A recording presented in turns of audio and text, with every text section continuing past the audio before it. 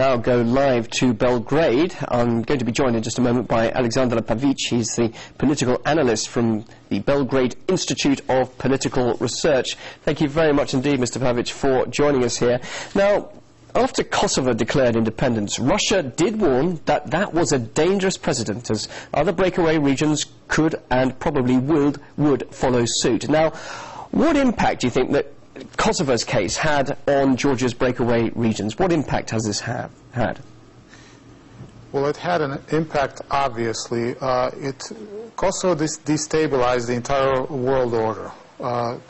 In other words, once a precedent was made, it meant that any movement in any country at all that thought that it deserved independence, seeking the right patron, it gave it hope that it could get one and that its aspirations would be recognized. So no matter how hard the West tried to convince everyone, chiefly the United States, that this was a specific, unique case, obviously it isn't, and others were warning about it as well.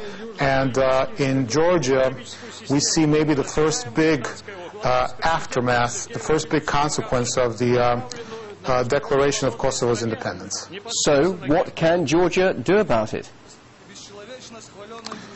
Well, Georgia, I think, made a mistake at the start. The move that was made on August 8th was, from here it appeared to be a unilateral move. In other words, it's very hard to go back now.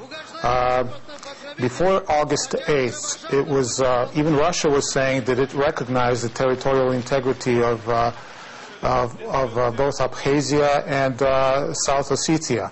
After August 8th, we've heard many voices from Moscow that that may not any longer be the case.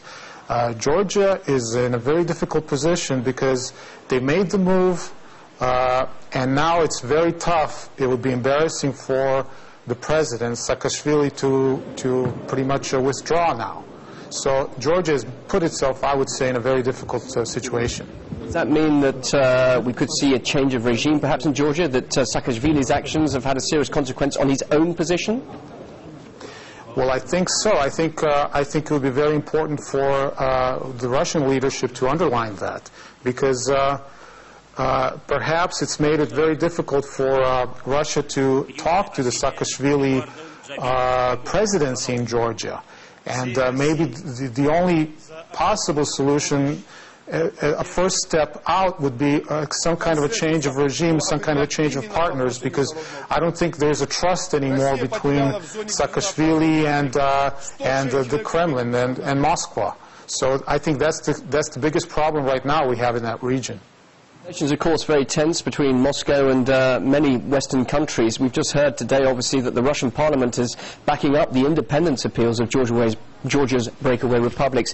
Now, what do you think at this stage, when it's still very, very tense, what do you think will be the reaction of the international community after hearing what's come out of Moscow today? Well, once again, international community, I would say you probably mean the Western countries. The Western countries are mostly towing the line of the United States, Great Britain right now, although I think the reactions are not behind closed doors as uniform as they appear to be in public. I think that, of course, the pressures from Washington and London will continue to be on Russia. This is a public relations battle. On the other hand, the international community now also includes countries like China, like India, and it'd be very interesting to hear their own reactions.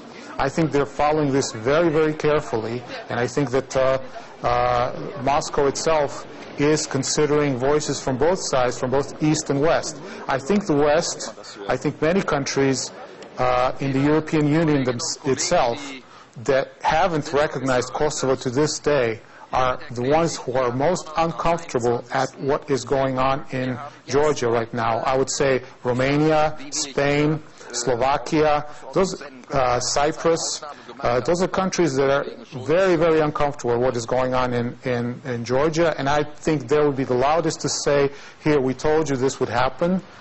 However, they are not the ones who are calling the shots. Calling the shots is Washington, London, Brussels, let's say the majority opinion in Brussels. And I think unfortunately, I would say that the voices critical of Russia will probably continue because I think they've already taken their side. And that is also another thing that is not good right now. Well, it's good to hear your reaction. We do really appreciate your time here on RT. Thank you very much, Alexander Pavic. Thanks for your comments there from Belgrade. That's the political analyst from the Belgrade Institute.